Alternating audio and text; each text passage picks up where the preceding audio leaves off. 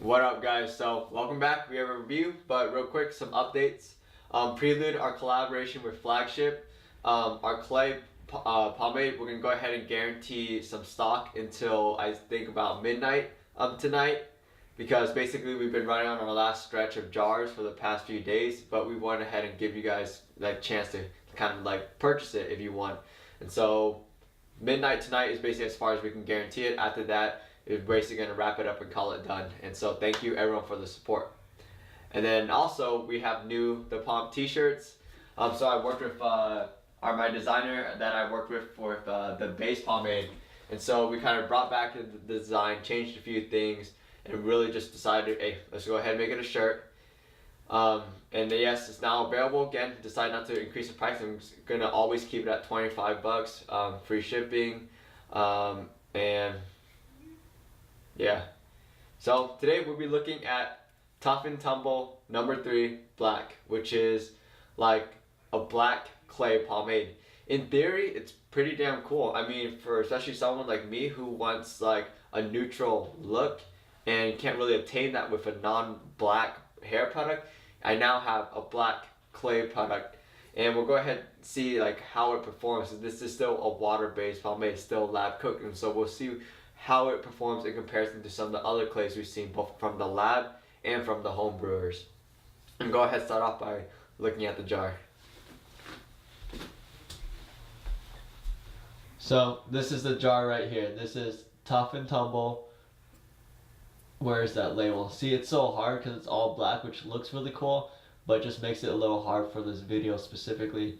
It's number 3 black. You got ingredients and other information on the bottom. Has a really nice industrial look once again. Everything is basically matte black, even the print, and you do have a nice stamp top again. Oh wait, no, this is the first time you actually have a stamp top, so this is really nice. And then opening it up, you also see the product inside is black, and the walls also are black. I would guess this is an anodized aluminum jar. I believe it's still 4 ounces. And you can't really see much, so we'll just go ahead and go start styling this thing. Wait, I just found it. The weight is exactly 3.3 ounces, so it's another 100 millimeter jar. Milliliter. The smell of this pomade, I know, is officially supposed to be like a scented forest type of smell, but to me, it smells like halfway between like your standard shampoo, more like Irish Spring, and baby powder. And so scooping it out, so it has a texture similar to like a more jam-like gel pomade. And we'll see that kind of later today and throughout the day whether or not it performs like a gel pomade or stays malleable. And with a clay, we obviously, I mean, on our end, we've always wanted one that stays malleable so we can kind of rework throughout the day. But I've already kind of grasped, rather, from a lot of the barbers I've met that, I mean, that's not their care, because it's a different kind of story in that place where you style someone and then they go off throughout the whole day. You don't have to deal with that, and what you want is like something that's gonna like style right away and keep right away immediately. So for that like kind of environment, a gel pomade or something that styles like very strongly and just like kind of hardens a bit is ideal. But of course, we've always addressed the situation where you are the consumer, you are the user, you're the normal person who styles his own hair, his or her own hair, and what you care about is still how you look throughout the day, how you look like when you leave the bathroom. But yeah, so anyways, back to the product. So it applies pretty easily. There's a bit of grip to it. It has a clay, so there's that drying effect that happens, or not that drying, but the gripping effect that happens. I also want to address this because it came up when I released black pomade too with Rustin, which is like, you see your hands stay black, And no, it's not staining your hands. That's because you're not getting all the product off your hands. And it's very difficult to get all the products off your hands and into your hair. And if this was a light color pomade, you just wouldn't see the product. You would think your hands are clean, but they're actually not. And so the people who complained about this, I guess Murray's black beeswax, or even like the Rustin black, it's not because of the product. It's because you didn't do a good job washing your hands. That's just the reality of it. But we're just going with one more quick small lick. I also forgot to mention that we've been doing like a bunch of small licks, because with any other clay, less is better, and so you want to just go in small amounts at a time, and that should definitely be enough. Alright, so go ahead, wash my hands now, and then we'll start combing it up.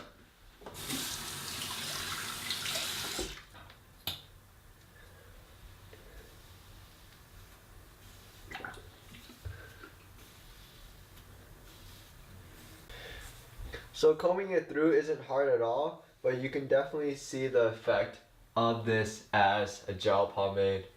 So I mean, based off the ingredients, you guess it is so, but once you start combing it through, you can tell the difference. But we'll see how it starts styling right now.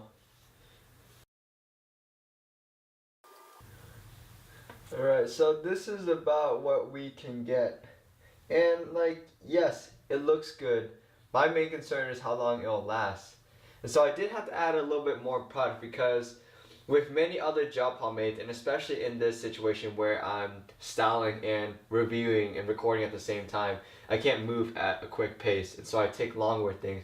And with a gel pomade, and especially one with clay in it, which kind of sucks in the moisture, the product hardens up, and if I style, I kind of flake it. It doesn't like physically start like flaking out, and well, not physically, but visually flake out, but physically it does, and that kind of takes away from the whole and takes away from my ability to control and style it. So I had to add a little bit more product to kind of reset it a bit, give it a little bit extra hold, but this is what we get. And like, though you do lose malleability, because like it'll be difficult to style it into the day, what you get in is a nice setting and a hardening effect, and so you kind of rely on that to keep throughout the day. Now mixed in with a clay, that gets risky, but we'll see how well it performs. So consistency, like a jam, actually really smooth. Application is really easy. The shine or the mattness, this is a nice neutral, and this is exactly what I was talking about before. Like, by far the strongest characteristic so far is the finish you get, and especially with me and my black hair, what I get is like a really neutral and very natural finish. It doesn't look dead, doesn't look like matte.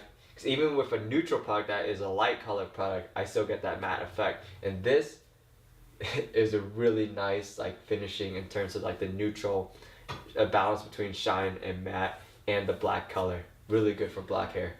The hold is advertised as like super strong. I would say like it's a halfway between like Prelude and Baxter. So it's more towards like a medium.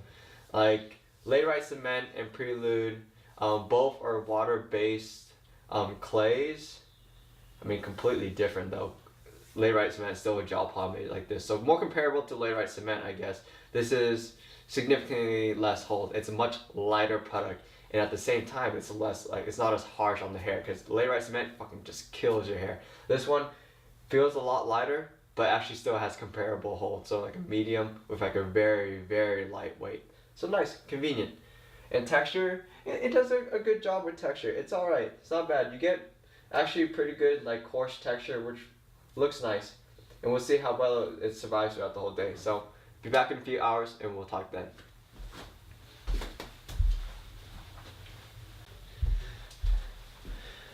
Alright, what up guys? So I'm going to cut this a bit short. It's only been through about, I would say 5-6 hours between there of kind of just working throughout the whole day, and so I want to cut this short before it gets like too crazy and like you see no resemblance of a pump at all. So this is it, restyle with a little bit of water. This is for sure a gel pomade. It's like a medium hold but really lightweight, so you can get some pretty good hold out of it, a good amount of volume. But the thing is, once it does get messed up, and as a clay it will get messed up, it's hard for kind of the restyling process because it's already set in, it's already hardened, the product's already kind of just firmed up. And if you restyle with your hands, you kind of puff it out, which really takes away the hole. At the same time, it's really hard to run your fingers through without water. And even so, if you bring in water, you can't really get that same volume, but you do get a nice texturing effect that is very good at having its own like aesthetics. It has its own appeal. But still, nevertheless, like with a clay, one that advertises like a really strong hold, what we really want is that volume to stay. So yes, I want more volume than this. But honestly, the strongest point, and it's still kind of apparent here, is that like my hair doesn't look dead. It's not a harsh product compared to the other gel pomade clays. This thing is like much nicer to your hair. And also for me, being a black clay, like I get a really natural finish, which is like my favorite aspect of this project. It's something that like I didn't think about this before, and it brought a new concept to the table, something that I'm actually really happy with. But yeah, that's really cool. But like overall, also washing it out, I mean, it's a gel pomade, it washes out in one go. And so it's like a convenient product, a clay pomade that's kind of like a gel pomade. There's like convenience, it's clean, it's also really dry, it's really like not bothersome. And also unlike other like clay gel pomades, it's not super harsh on your hair. It didn't dry the hell out of my hair and kill it like Laterite Cement does or JS Sloan Caviar Clay does. And this thing's a much nicer one. But still, like with clay pomades, what we do have on the market already allows for more optimal styling, more optimal performance. This one just has convenience, and that black clay actually comes out pretty nice. Like this, also black collab, are good uses of that blackness of a hair product for people with darker or black hair. And in comparison to other products like Imperial, what was that, Blacktop? Like that one was just black. It made no use. It was no additional assistance. There was no advantage to it being black. So I have to commend for this product that like the blackness is a good choice, and it does really help. But yeah, so that's what I think about like Tough and Tumble #3 Black. If you guys are interested in it and you do have black hair, you want to take advantage of it, it is something you need to try out. And like it's what I consider to be the coolest aspect of it. We have a promo code, of course, the Pomp, all caps. You can use it for this product or any of the other products. But other than that, I hope you guys got something out of this review, and I'll see you next weekend, hopefully with another product. Peace.